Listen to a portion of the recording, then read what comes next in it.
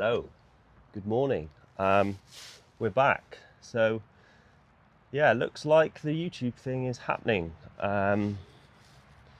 First video went live yesterday afternoon. It wasn't as bad as I thought, really. The filming thing was fine, actually, in the end. Obviously it is a new thing for me, so it's going to be a little bit rusty to start with. So yeah, I think I probably noticed it more than other people, but shared it with a few friends and got some quite good feedback. So yeah, actually by the time I edited everything, and you end up watching the video 50 times before you even put it out. I think, you've got the option to cut out all the awkward little bits, and if there's something that you say that's just sort of irrelevant or you end up repeating yourself, it is quite easy just to chop those bits out. Obviously I don't want to make it look too choppy. I think some people can just cut loads of bits out, and even just the natural pauses, I think sometimes they're better just to leave in. But yeah, here we are. Just thought I'd make another video. So as I said, the first video went live yesterday, so if you haven't seen that yet, then I don't know, can I paste it here? Or if not, just click on my channel and watch it. It is called New Year New Me, just a little introduction on what I want to do out of this channel. And yeah, like I mentioned, it's given me some sort of purpose. Instantly I'm quite excited to film this video. Got a reason to come out and do it, get out in the van and just film some content. And I just think the ideas are going to flow from here. As you put one video out, you're going to get an idea for the next one. This video is going to be basically just about me and my bike. So the bike I mentioned in the last video. So yeah, let's bring it out. Out scratching the van. If you're into bikes, you know that you've got to get the cranks facing like that. I'm not going to match the tyres up. It's a bit of a thing. If you ever see bike photos, you'll notice people get the branding in line with the bike. And same as if you notice here, the logo and the valve. It's not an accident. That's intentional. Yeah, it's something that doesn't really matter, but when you know about it, especially when you're building bikes, you know you've done it. And it's just another little thing. It's like, if no one notices, it doesn't really matter. But when you do notice and you see, oh, that person's built that bike, they've matched up the logo with the valve. I mean, some people do match up the logo with a logo. So if you've got the rim with a logo, then you can match up the logo with the logo, or as a default, just match it up with the valve. And that is just something every time I'm putting a tyre on. Once you do it, you can't really stop. Take a seat and yeah, this is my Surly. So it's a Surly Midnight Special. It is essentially a gravel bike. Basically, if you don't know, Surly is a brand from the States. In the UK, well, in particular mine, is a distribution company called Eisen Distribution. They essentially buy in the frame set, so the frame and the forks. They import those and then they spec it up with their parts. So they deal with Halo components, which basically started off dirt jumping. So it's sort of where I started off, BMX, dirt jump sort of scene. If you know Identity bikes, Halo components, they're all sort of part of the same brand. It's a UK spec, so it comes with Halo bits, so wheels, and genetic handlebars and stem, and then the rest of it is a SRAM group set, so SRAM brakes, SRAM gears, and that's it really. It's a simple bike. It looks a lot different to when I bought it. So I bought it probably 6 years ago now, and it was white, it had Surly decals on it, it said Surly at the bottom, Midnight Special at the top. And it came with 650B wheels, which basically means 27.5 inches of wheel. So 27.5 by 2 inch. So it's a smaller wheel, wider tyres. I mean, you've got bags of room there for wide tyres, even with these road bike wheels, which are 700C, which is basically 29 inch size. So as I said in the last video, gravel bikes are pretty versatile. It sort of looks like a road bike, but when you actually compare them, they're not at all like a road bike. They tend to use a lot more mountain bike components, so it's basically like a mountain bike derailleur on there, and it's just got one chainring at the front. So to save you having the bulk of like the derailleur at the front with 3 cogs, you just keep it nice and simple. 1 ring at the front, and it's got 11 gears at the back. And done this paint job to it, which I wanted to make it look a little bit ratty, because we took this to Europe in the van, and I didn't want any branding on it. I didn't want to make it look like super swish, because we were going to be riding the bikes around and locking them up in cities, which for me anyway, if you've ever had a bike stolen, I think you've always got that sort of anxiety and paranoia there that someone's just going to pinch your bike, especially when you spend so much time and money on them, and also just memories. Like, I've done thousands of miles on this bike, so for someone else to have it, it's a horrible thought. Having worked in a bike shop, you do hear horror stories of people just getting their bike stolen, or they've left it at work somewhere in a bike shed, and they've come back and they've just come back to a wheel, or they've chopped through the lock. So got a good lock, took it with me, and just wanted to take all the branding off and give it a bit of a rat look. I mean, the intention behind it was sort of like a patina. So if you're into like old school cars where you just let it like rust, or you let the paint just wear over time. So the theory behind it was that you've got layers of paint there, and you sand back through them all. It's ended up looking a bit like a gobstopper, to be fair. Sort of a tie-dye gobstopper patina look. Thinking back, like, did I really need to bother painting the black insides? Because it did mean that I had to mask everything off before I painted the rest of it, and it ended up being just like me, standard me. Never do anything simple, and always think of a more complex way of doing it.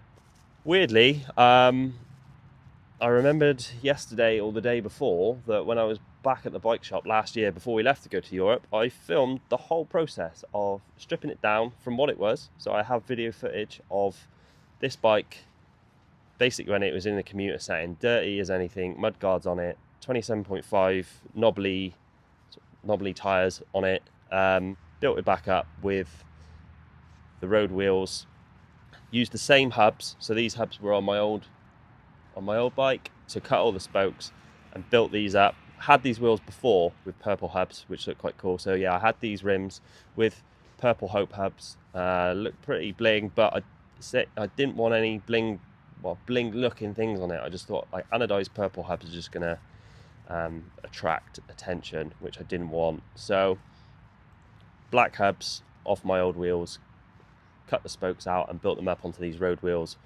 I'm just thinking maybe if we cut to a time lapse, I'm pretty sure I filmed some time lapses of me building this bike, stripping it down and putting it back together. So cut.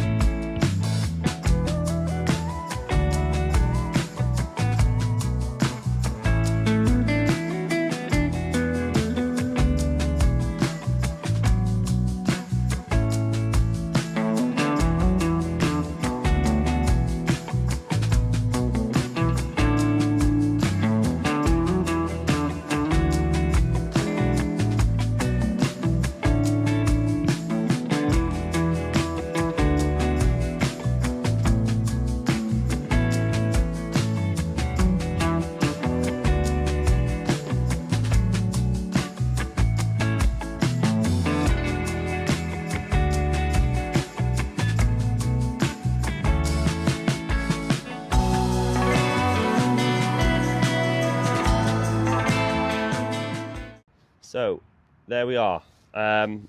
Hopefully if I've done that, then you've just watched a time lapse of me building this bike to how it is now. So I think that ties in quite nicely for what I've got planned for the next couple of videos, because it just goes to show what my bike used to look like, what it looks like now, and this probably isn't going to look like this for a while. I'm going to keep these same wheels. So I've got some gravel tires. They are 700 by either 40C or 45C, I can't remember, but they are Pirelli gravel bike tires, which generally would go on like maybe a slightly wider wheel. So you'd have a wider rim with a slightly wider tire, and then you get like a nice profile with like a flat sidewall.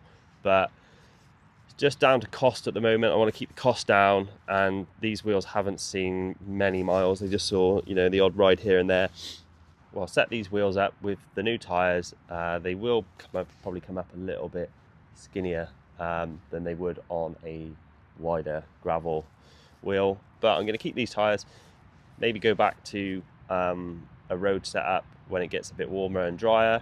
It's going to be as simple as changing the tires and then changing the gearing. So this is a very hard gearing at the moment. It's got a 44 tooth, so I used to run a 46, but it was a bit too much. I was never in the hardest gear, so I just ended up restricting myself from 11 gears to 8 or 9 basically. So I've dropped it to 44. It is an oval chainring, so it might look a bit funny, but it's an absolute black oval chainring. We can get into that in some later videos, but 44 tooth oval ring with 11 gears at the back.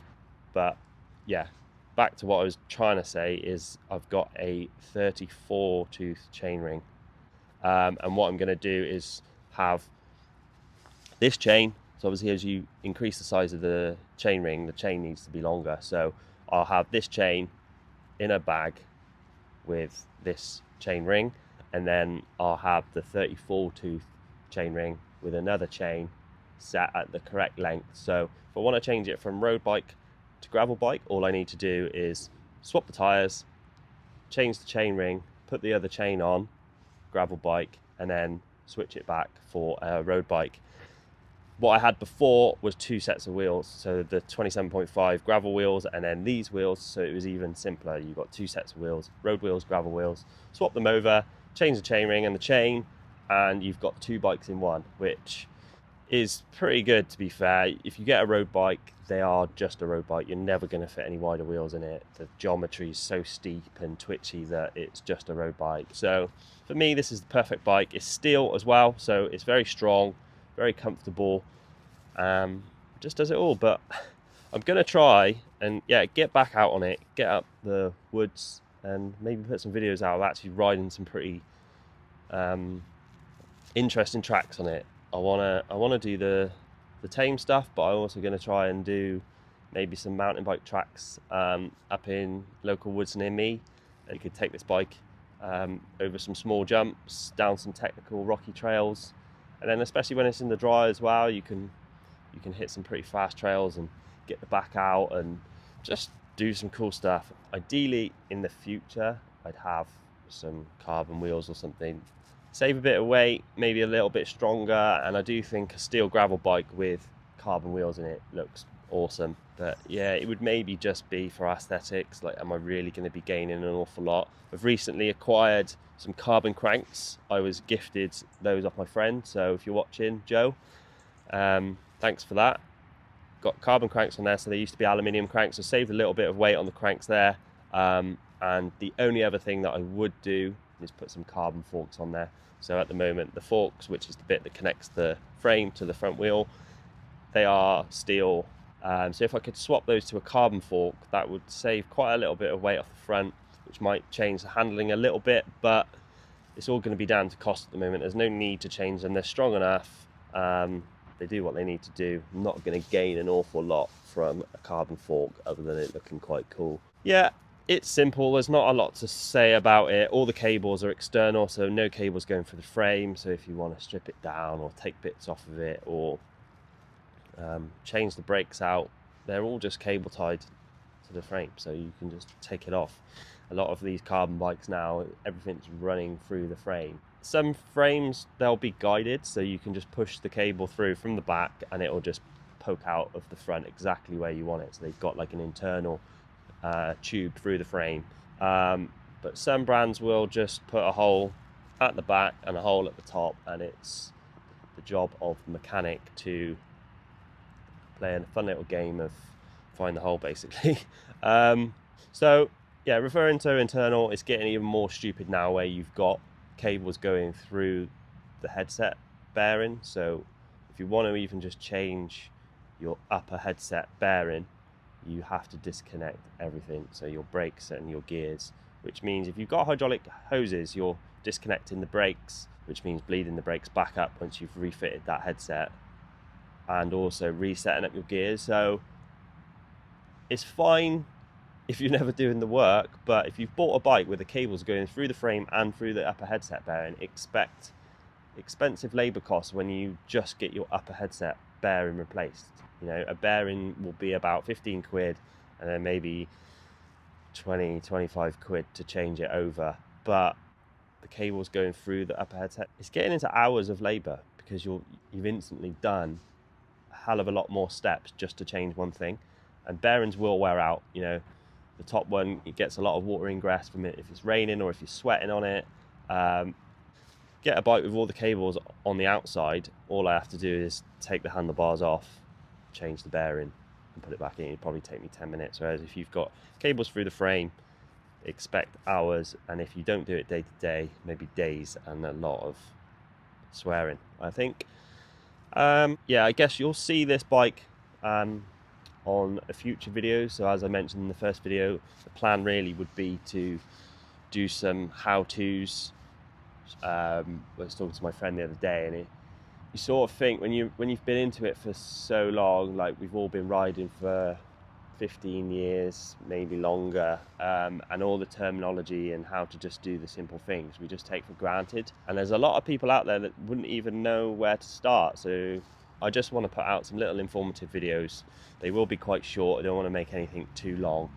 And also, just simple things can also have other steps as well. So even if it is just fitting something, there might be a better way you could fit it that would make it work better. It would save potential damage or things going wrong, or simple things to check. I mean, there's definitely things that you see in the workshop that are avoidable. If they knew, they could just sort it themselves, and it would make your bike feel 10 times better. So yeah, how-tos starting from the very basics. So I think that's it for now on this video. All I wanted to do was just introduce my bike to you, and maybe a little bit of background story on it and how it's ended up looking like this. And yeah, this is probably the last it's going to look like this for a little while, but I'm excited to try some different styles of riding, take it off-road a little bit, get mucky, get sliding around, and try and get some airtime on it. And yeah, maybe I'll get some clips of that, or set up a GoPro somewhere and just take you out on a ride with me. But yeah, if you've got any questions, if there's anything you want to learn or anything you're not sure about or anything like that, just maybe drop a comment. Or if you know me, any of my friends, you've got some cool little ideas that you think would fit the channel, then just drop me a text or an Instagram DM. And yeah, we'll see what happens. This is me and my bike. I guess that's it really. So anyone that's interested, I don't know if you'll hear this, but got a nice buzzy Halo Superdrive hub on there, which bike geeks like a hub noise. Other people just think it's annoying and sounds like a bee. So that's that. That's my bike. We'll put it back in, and yeah, I'll see you in the next one for another episode of me just talking to myself. Bye for now. See you in the next one. Thanks for watching. Subscribe. I think we're up to 4 now. So yeah, basically viral. Ta-da.